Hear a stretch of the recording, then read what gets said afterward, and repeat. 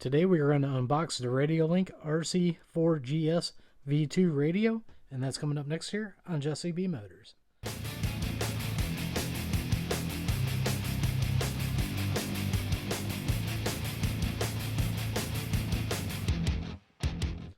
Before we go ahead and check this out, I want to thank RadioLink for sending this out to the channel for us to try. The only other aftermarket radio I have is a FlySky, so I'm really excited to try this out and see how it compares to my FlySky GT3C. But let's go ahead and let's check out the features on this. As you can see, it's a 4-channel programmable dual mix control. 400-meter ground distance, that's what I really like about it, and I'm going to show you what I'm going to put this in and why at the end of the video. The gyro is integrated and has a HV servo support, and it's a customizable gyro sensitivity, and it has a self-setting on it.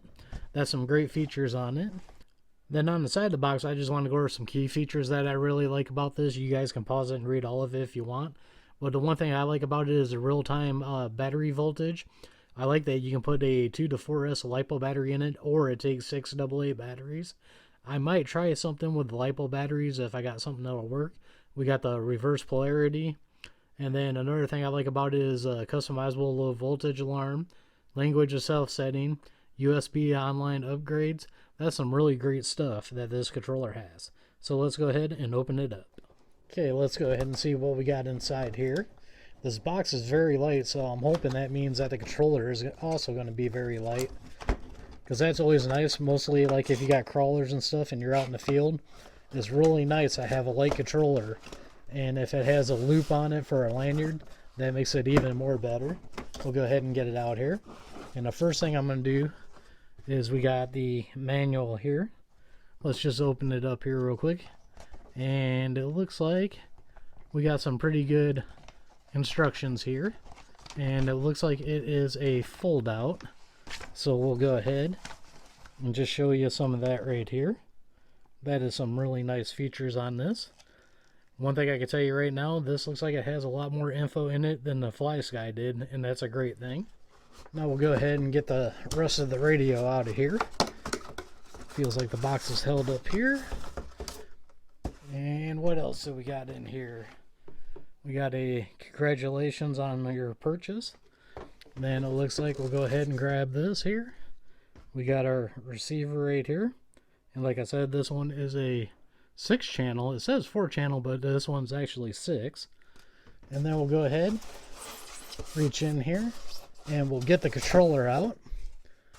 And there is the controller. That thing looks nice. Now, just looking at the front of it, one thing I like here, it's got a foam steering wheel on it. That's real nice. You got your steering trim right here. You got your throttle trim right here. And then it looks like you got an auxiliary right there. And then also we have a button right here and another one down here. So you can do a lot of things with this. You got your dial here.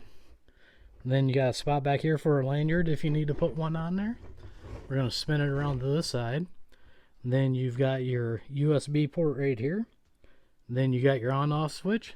This is a real nice touch. I like the way it feels in my hand. Feels good. Trigger, as you can see there, got plenty of room. Feels good. Spring's got some nice tension on it. So let's go ahead and get some batteries in this, and then we'll take a look at the features that are on the screen. Now, before we put the batteries in, I want to go ahead and show you. We're going to go ahead and take this cover off here. And then you can see this is where you take the 6 AA's and put them in. But you can also grab this tray, and we're going to try to slide it out of here. It could be a bit tricky, but there we go. And down in there, you can see this has a JST plug, and you just plug it in right down in there. Now, I do have a battery with that kind of connector for a LiPo. What I'm doing is I got it charging right now, and maybe later in the video I'll test it out and see if we can get this working with that. But let's go ahead and get the batteries in and check the screen. Now that we got the batteries in, let's go ahead and turn it on here. And then your home screen here, you can see we got Model 1, 9.3 volts. Then we got our steering and throttle trim. And then what you're going to do is hit exit and enter together. And that's going to bring up your main screen here. And what we're going to do is just go down and see the 23 different settings. You got language, you got model, you got endpoint adjustment, steering exponential setting, steering speed setting, throttle exponential, throttle speed setting. Then we got the ABS. Then we got the throttle acceleration setting.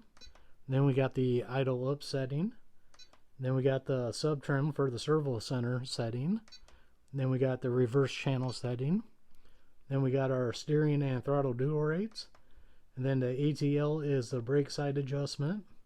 And then 15 and 16 are going to be a programmable mix.